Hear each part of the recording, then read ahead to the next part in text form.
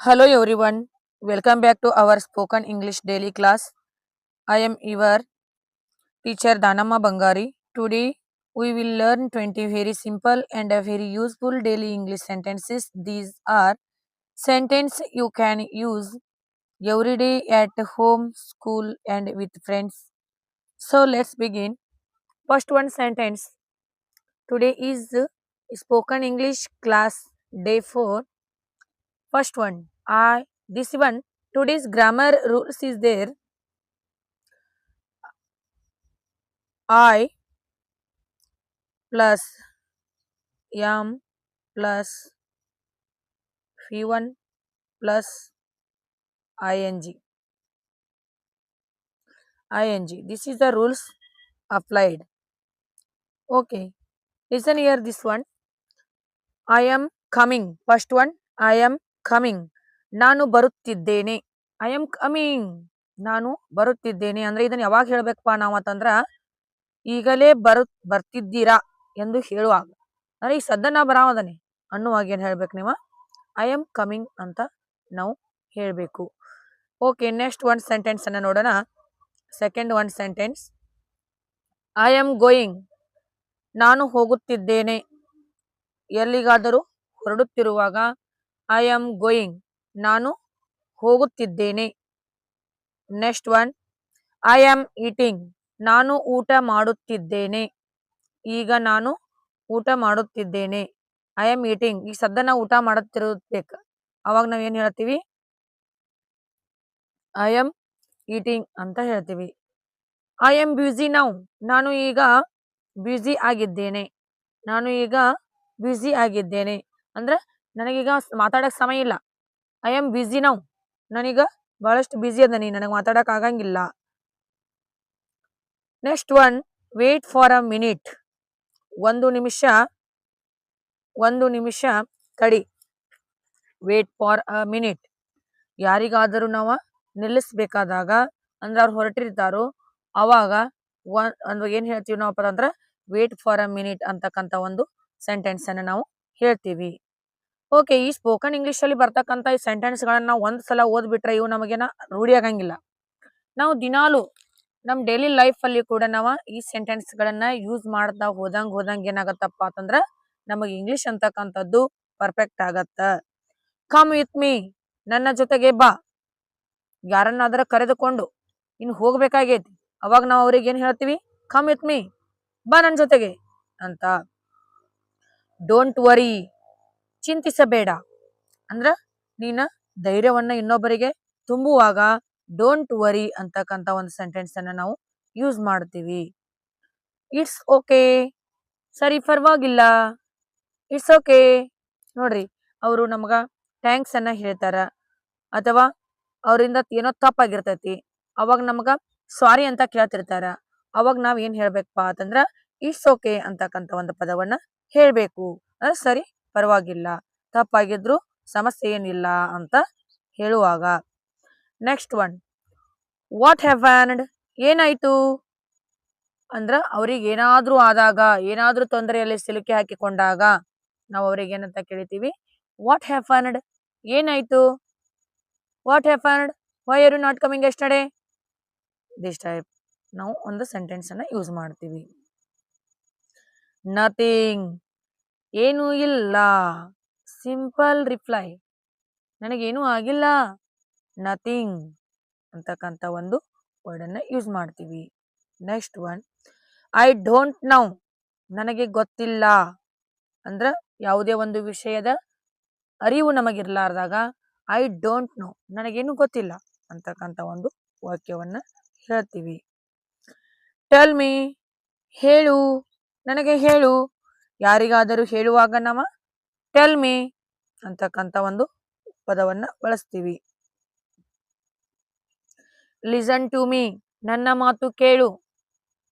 Listen to me. Please listen to me. ದಯವಿಟ್ಟು ನನ್ನ ಮಾತನ್ನು ಕೇಳು. Don't go is there. ಅಲ್ಲಿಗೆ ಹೋಗ್ಬೇಡ. Listen to me. ನನ್ನ ಮಾತನ್ನು ಕೇಳಿ ಅಲ್ಲಿ ಹೋಗ್ಬೇಡ ಅಂದ್ರೆ ಇನ್ನೊಬ್ಬರ ಗಮನವನ್ನ ಸೆಳೆಸಾಕ ನಾವು ಈ ರೀತಿಯಾಗಿರ್ತಕ್ಕಂಥ ಒಂದು ಸೆಂಟೆನ್ಸ್ ಅನ್ನ ಬಳಸ್ತೀವಿ. Please help me. ದಯವಿಟ್ಟು ನನಗೆ ಸಹಾಯ ಮಾಡಿ. ಪ್ಲೀಸ್ ಹೆಲ್ಪ್ ಮೀ, ಇದು ನನಗೆ, ದಯವಿಟ್ಟು ನನಗೆ ಸಹಾಯ ಮಾಡಿ. ಅಂದ್ರೆ ಸಹಾಯವನ್ನ ಕೇಳುವಾಗ ಇನ್ನೊಬ್ಬರಿಂದ ಪ್ಲೀಸ್ ಹೆಲ್ಪ್ ಮೀ ಅಂತಕ್ಕಂಥ ಒಂದು ವಾಕ್ಯವನ್ನ ಯೂಸ್ ಮಾಡ್ತೀವಿ. ಐ ಆಮ್ ಸಾರಿ, ನನ್ನನ್ನು ಕ್ಷಮಿಸಿ. ಐ ಆಮ್ ಸಾರಿ, ನನ್ನನ್ನು ಮನ್ನಿಸಿ. ಏನಾದ್ರೂ ನಮ್ಮಿಂದ ತಪ್ಪಾಗಿರ್ತೈತಿ, ತಪ್ಪು ಮಾಡ್ಲಾರ್ತಕ್ಕಂಥ ವ್ಯಕ್ತಿ ಅಂತೂ ಯಾರು ಇರಂಗಿಲ್ಲ. ಅವಾಗ ನಮಗೆ ಇಂಗ್ಲಿಷ್ನಲ್ಲಿ ಏನ್ ಹೇಳ್ಬೇಕು ಸಡನ್ ಆಗಿ ಗೊತ್ತಿರಂಗಿಲ್ಲ. ಅವಾಗ ನಾವ್ ಏನ್ ಹೇಳ್ಬಿಡ್ಬೇಕಪ್ಪ ಅಂತಂದ್ರೆ, ನನ್ನಿಂದ ತಪ್ಪಾಗೈತಿ ಅನ್ನೋ ಬದಲಾಗಿ ನಾವು ಇಂಗ್ಲಿಷ್ ಬಿಗಿನ್ ಲರ್ನರ್ಸ್ ಆಗಿದ್ದಾಗ ಐ ಆಮ್ ಸಾರಿ, ನನ್ನನ್ನ ಕ್ಷಮಿಸ್ರಿ ಅಂತಕ್ಕಂಥದ್ದನ್ನ ಬಳಸ್ಬೇಕು. ಥ್ಯಾಂಕ್ ಯು, ಧನ್ಯವಾದಗಳು. ಕೃತಜ್ಞತೆಯನ್ನ ಹೇಳುವಾಗ ಇನ್ನೊಬ್ಬರು ನಮಗೇನಾದ್ರೂ ಅವರಿಂದ ಸಹಾಯವನ್ನಾದಾಗ ನಾವು ಅವರಿಗೆ ರಿಪ್ಲೈ ಮಾಡ್ತಕ್ಕಂಥ ವಾಕ್ಯ ಇದು. ಥ್ಯಾಂಕ್ ಯು ಅಂತಕ್ಕಂಥದ್ದು ಹೇಳ್ಬೇಕು. ವೇರ್ ಆರ್ ಯು ಗೋಯಿಂಗ್, ನೀನು ಎಲ್ಲಿಗೆ ಹೋಗುತ್ತೀಯಾ ಅಂದ್ರ ಒಂದು ದಾರಿ ಅಥವಾ ಸ್ಥಳವನ್ನ ಕೇಳುವಾಗ ಒಬ್ಬ ವ್ಯಕ್ತಿ ನಮ್ಮಲ್ಲಿ ಕೇಳ್ತಾ ಇದ್ದಾನ ಅಂದ್ರ ನಾವ ಅವ್ರಿಗೆ ಎಲ್ಲಿ ಹೊರಟಾರೋ ಗೊತ್ತಿಲ್ಲ, ನನಗೆ ಎಲ್ಲಿ ಇದೆ ಅಂತ ಕೇಳ್ತಾರ, ಈ ದಾರಿ ಯಾವ್ದಂತ ಕೇಳ್ತಾರ, ಈ ಹಾದಿ ಯಾವ್ದಂತ ಕೇಳ್ತಾರ. ಅವಾಗ ನಾವೇನ್ ಕೇಳ್ತೀವಿ, ಅಲ್ಲಿ ವೇರ್ ಆರ್ ಯು ಗೋಯಿಂಗ್, ನೀವು ಫಸ್ಟ್ ಒನ್ನ ಎಲ್ಲಿ ಹೋಗ್ತಾ ಇದ್ದೀರಿ ಅಂತ ಕೇಳ್ಬೇಕು. ಕಮ್ ಫಾಸ್ಟ್, ಬೇಗ ಬಾ ಅಂದ್ರ ನೀ ಬೇಗ ಬಾರಪ್ಪ ಅಂತ ಹೇಳುವಾಗ ನಾವ ಬಡ ಬಡ ಬಾ ಅಂತ ಹೇಳ್ತೀವಲ್ಲ, ಕಮ್ ಫಾಸ್ಟ್ ಅಂತಕ್ಕಂಥ ಒಂದು ವಾಕ್ಯವನ್ನ ಹೇಳ್ಬೇಕು.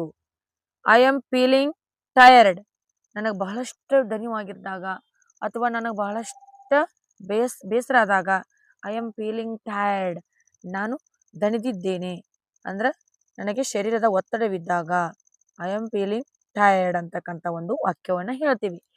ಟೇಕ್ ಕೇರ್, ಕಾಳಜಿಯನ್ನ ತೆಗೆದುಕೊಳ್ಳ್ರಿ ಅಂದ್ರೆ ಕಾಯ್ದುಕೊಳ್ಳು, ಜಾಗೃತಿಯನ್ನ ಕೈಕೊಳ್ಳು ಅಂತಕ್ಕಂಥ ಒಂದು ವಾಕ್ಯವನ್ನ, ಟೇಕ್ ಕೇರ್ ಅಂತಕ್ಕಂಥದ್ದನ್ನ ಯಾವಾಗ ಹೇಳ್ತೀವಪ್ಪ ಅಂತಂದ್ರ ಐ ಆಮ್ ಫೀಲಿಂಗ್ ಟಯರ್ಡ್ ಅಂತಕ್ಕಂಥ ಒಂದು ವಾಕ್ಯವನ್ನ ಹೇಳಿದಾಗ ಅದಕ್ಕೆ ರಿಪ್ಲೈ ಕೊನೆಯದಾಗಿ ಹೇಳು ಹೋಗುವಾಗ ಟೇಕ್ ಕೇರ್, ನಿನಗೆ ಆರಾಮಿಲ್ಪ, ನೀನ ಕಾಳಜಿಯನ್ನ ತಗೋ, ಟೇಕ್ ಕೇರ್ ಅಂತಕ್ಕಂಥ ಒಂದು ವಾಕ್ಯವನ್ನ ನಾವು ಬಳಸ್ತೀವಿ.